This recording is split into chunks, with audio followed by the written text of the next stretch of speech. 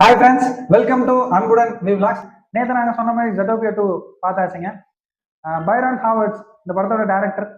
இந்த படத்தை நல்லா எடுத்துட்டு வரேன்னு தெரியுங்க. எங்களோட எக்ஸ்பெக்டேஷனையும் தாண்டி இந்த படத்தை வந்து சிறப்பாக கொடுத்துருந்தாருங்க. அப்போ நல்லா இருக்காப்பா அப்படின்னு கேட்டிங்கன்னா கண்டிப்பாக ஜெட்டோபியாவோட நல்லா இருக்குன்னே சொல்லலாம்.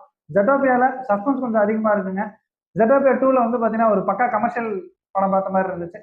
வாரிசு படத்தோட ப்ரொடியூசர் சொல்லுவாருங்களா, உங்களுக்கு பாட்டு வேணுமா பாட்டு இருக்கு, லவ் வேணுமா லவ் இருக்கு, ஃபைட் வேணுமா ஃபைட் இருக்கு, எல்லாமே இந்த இதுல இருக்கு, படத்துல இருக்கு அப்படின்னு சொன்னாருங்களா. அதே மாதிரி தாங்க ஜெட்டோபியா 2லும் உங்களுக்கு எல்லாமே இருக்குங்க.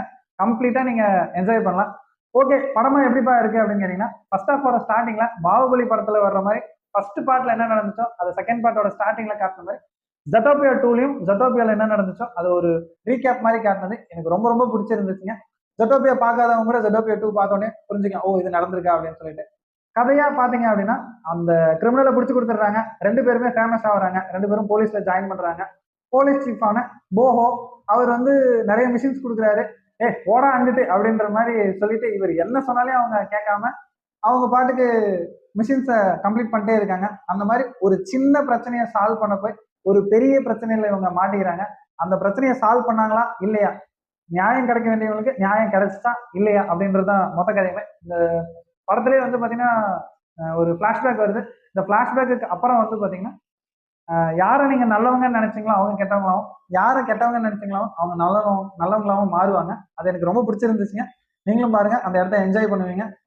ஓகே, எந்தெந்த இடத்துலலாம் எனக்கு ரொம்ப காமெடி ஒர்க் அவுட் ஆச்சு அப்படின்னா ஒரு 2 சீன் சொல்றேன். ஃபர்ஸ்ட் ஹாஃப்ல வந்து பாத்தீங்கன்னா இவங்க 2 பேரும் சேர்ந்து ஒரு தெரப்பி மாதிரி போவாங்க. அந்த இடத்துல பயங்கரமா இருந்துச்சு, செம காமெடியா இருந்துச்சுங்க. ரெண்டாவது இவங்க அந்த ஸ்னேக்கை துரத்தும் போது ஒரு வாட்டர் ஃபால்ஸ் மாதிரி போய் விழுவாங்க. அதுவும் எனக்கு ரொம்ப பிடிச்சுங்க. இந்த மாதிரி நிறைய சீன்ஸ் இருக்கு. இன்னொன்று வந்து பாத்தீங்கன்னா டப்பிங், தமிழ் டப்பிங்ல தான் நான் பார்த்தேங்க. வழக்கமா இந்த பெரிய பெரிய படத்தெல்லாம் இந்த பெரிய பெரிய ஹீரோஸை கொண்டு வந்து அவங்க வாய்ஸை கொடுக்குறன்ற பேர்ல நமக்கு பிடிக்காத மாதிரி தான் இருக்கும். ஆனா இதுல அந்த மாதிரி பண்ணாம ரொம்ப ஃப்ரெஷ்ஷா நீட்டா இருந்துச்சு. அதுவே வந்து பாத்தீங்கன்னா இந்த படத்தோட ஒரு பெரிய பிளஸ் கூட நம்ம சொல்லலாங்க. ஓகேப்பா, வேற எந்த ஒரு நெகட்டிவுமே இல்லையா அப்படின்னு கேட்டீங்கன்னா, என்னை பொறுத்த வரைக்கும் இந்த படத்துல எந்த ஒரு நெகட்டிவுமே கிடையாதுங்க. எல்லாருமே கம்ப்ளீட்டா என்ஜாய் பண்ணலாம். நம்ம பா ரஞ்சித்தும் மாரி செல்வராஜும் ஒரு ஹாலிவுட்ல அனிமேட்டட் மூவி எடுத்தா எப்படி இருக்குமோ அதே மாதிரி தாங்க இருந்துச்சு. ஃபர்ஸ்ட் ஹாஃப்ல யாரையுமே நம்ம இவங்க நல்லவங்க இவங்க கெட்டவங்கன்னு பிரிக்க கூடாது, இவங்க மேல இவங்க கீழேன்னு பிரிக்க கூடாது அப்படின்னு சொன்ன கருத்தை மறுபடியும் இதுலயும் சொல்லியிருக்காங்க. இன்னொரு அடிஷ்னலா ஒரு கருத்து, காசு எவன்கிட்ட இருக்கோ அவனை இந்த கவர்மெண்ட் எப்படி ட்ரீட் பண்ணும் அப்படின்றத அனிமேஷன்ல காட்டினது எனக்கு ரொம்ப ரொம்ப பிடிச்சிருந்துச்சுங்க. ஆமாங்க, போன பாட்டுல மேயரா ஒரு சிங்கம் வரும், இந்த பாட்டுல மேயரா வந்து பாத்தீங்கன்னா ஒரு குதிரை வருது. ஆமா, பேட்ரிக் அப்படின்ற நேம்ல ஒரு குதிரை வந்துருந்துச்சு. அவரு ஒரு கட்டத்துக்கு மேல இவங்களோட அராஜகம்லாம் பொறுக்காம அவர் நியாயமா மாறுறாரு. அந்த சீனுமே எனக்கு ரொம்ப பிடிச்சிருந்துச்சு. ஒரு நியாயமான ஆள் வந்தா என்ன ஆகும் அப்படின்னு சொல்லிட்டு அது எனக்கு ரொம்ப பிடிச்சிருந்துச்சுங்க. இன்னொன்னு வந்து பாத்தீங்கன்னா இந்த படத்துல புதுசா நிறைய அனிமல்ஸை காட்டியிருந்தாங்க. போன பாட்டுல நீங்க நோட் பண்ணீங்கன்னா எந்த ஒரு ரெப்டைல்ஸுமே காட்டல.